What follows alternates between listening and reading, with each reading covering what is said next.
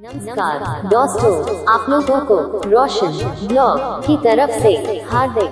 दरअसल यह छठ पूजा हमारे प्यारा गांव देव में करीब बहुत पहले से ही पारंपरिक तरीका से और बहुत ही धूमधाम से मनाया जाता है। छठ पूजा एकमात्र ऐसा अवसर है जहां उगते सूर्य के साथ साथ डूबते सूर्य की भी पूजा की जाती है। हिंदू कैलेंडर के अनुसार छठ पूजा कार्तिक महीने के छठे दिन मनाई जाती है।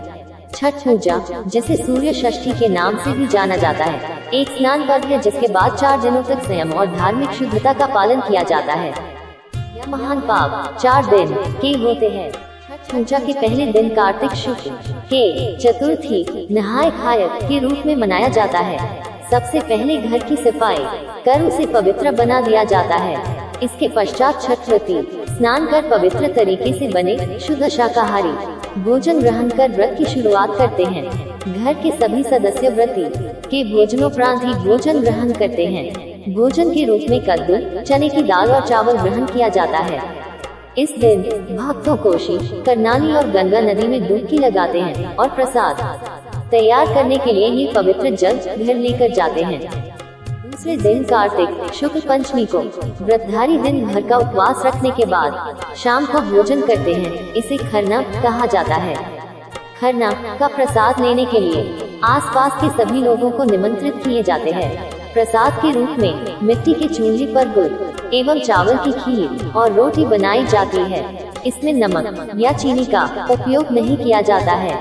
पूजा के दौरान किसी भी बर्तन का उपयोग नहीं किया जाता है। पूजा करने के लिए केले के पत्तों का प्रयोग करते हैं। इस दौरान पूरे घर की स्वच्छता पर विशेष ध्यान रखना चाहिए। भेंट लेने के बाद वे 36 घंटे बिना पानी के उपवास करते हैं। तीसरे दिन कार्तिक दिन में मिट्टी के चूल्हे पर छठ प्रसाद बनाया जाता है।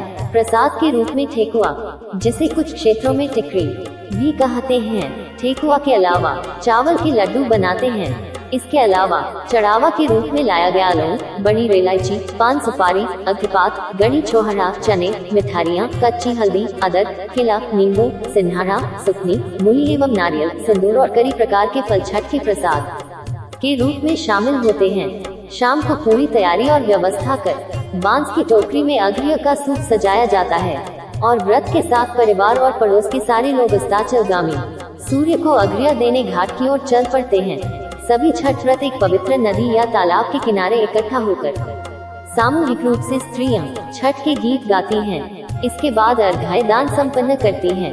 सूर्य को जल का अर्घ्य दिया जाता है और छठी मैया की प्रसाद भरे सूप से पूजा की जाती है। इस दौरान कुछ घंटे के लिए मेले का दृश्य बन जाता है। सूर्यास्त के बाद सारा सामान लेकर सोहर गाते हुए सभी लोग घर आ जाते हैं और अपने घर के आंगन में एक और पूजा की प्रक्रिया प्रारंभ करते हैं, जिसे कोशी कहते हैं। ये पूजा किसी मन्नत के पूर्ण हो जाने पर या कोई घर में शुभ कार्य होने पर की जाती है। इसमें 7 गन्ने नए कपड़े से बांधकर एक छत्र बनाया जाता है, जिसमें मिट्टी का कलश या हाथी रखकर उसमें दीप जलाया जाता है और उसके चारों तरफ प्रसाद रखे जाते हैं। सभी स्त्रियां एकजुट होकर कोशी के गीत गाती हैं और छठी मैया का धन्यवाद करती हैं। चौथे दिन कार्तिक शुक्ल सप्तमी की सुबह उदयमान सूर्य को अर्घ्य दिया जाता है। व्रत उसी जगह पुनः इकट्ठा होती हैं जहां उन्होंने शाम को अर्घ्य दिया था। कोशी की प्रक्रिया यहाँ भी की जाती है। इसके बाद पुनः पिछले शाम की प्रक्रिया की पुनरावृत्ति होती है। इसके बाद व्रत कच्चे दूध से उगते सूर्य को अर्घ्य देते हैं। अंत में व्रत अदरक, गुड़ और थोड़ा प्रसाद खाकर पूर्ण करते हैं। मुख्य उत्सव छठ के तीसरे दिन पर मनाया जाता है, जब सूर्य देव की आराधना सूर्य नमस्कार और फल से की जाती है। असल में यह कहानी पांडव सारा राजपाट जुए में हार गए तब द्रौपदी ने छठ व्रत रखा था।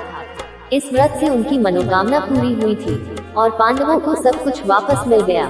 लोक परंपरा के अनुसार सूर्य देव और छठी मैया का संबंध भाई बहन का है। ऐसा कहा जाता है कि महाभारत काल में महान ऋषि धौम्य की सलाह के बाद द्रौपदी ने पांडवों को कठिनाई से मुक्ति दिलाने के लिए छठ पूजा का सहारा लिया था। इस अनुष्ठान के माध्यम से वह केवल तत्काल समस्याओं को हल करने में सक्षम रही, ऐसा ही नहीं, लेकिन बाद में पांडवों ने हस्तिनापुर, वर्तमान दिन दिल्ली में अपने राज्य को पुनः प्राप्त किया था। ऐसा कहा जाता है कि कर्ण सूरज के पुत्र, जो कुरुक्षेत्र के महान युद्ध में पांडवों के खिलाफ लड़े थे और छठ का अनुष्ठान किया था। पूजा का एक अन्य महत्व भगवान राम की कहानी से भी जुड़ा हुआ। प्राचीन ग्रंथों के अनुसार राम और उनकी पत्नी सीता ने उपवास किया था और 14 साल के निर्वासन के बाद शुक्ल पक्ष में कार्तिक के महीने में सूर्य देव की प्रार्थना की थी। तब से छठ पूजा एक महत्वपूर्ण और पारंपरिक हिंदू उत्सव बन गया, जिसे हर साल उत्साह से मनाया जाता है। छठ पूजा एक प्राचीन महोत्सव है, जिसे दिवाली के बाद छठे दिन मनाया जाता है। छठ पूजा को सूर्य छठ या डाला छठ के नाम से भी संबोधित किया जाता है। छठ पूजा को बिहार, झारखंड, पूर्वी उत्तर प्रदेश, मध्य प्रदेश, छत्तीसगढ़ समेत देश के विभिन्न महानगरों में मनाया जाता है। वैसे तो लोग उगते हुए सूर्य को प्रणाम करते हैं, लेकिन छठ पूजा एक ऐसा अनोखा पर्व है जिसकी शुरुआत डूबते हुए सूर्य की आराधना से होती है। शब्द छठ संक्षेप शब्द षष्ठी से आता है।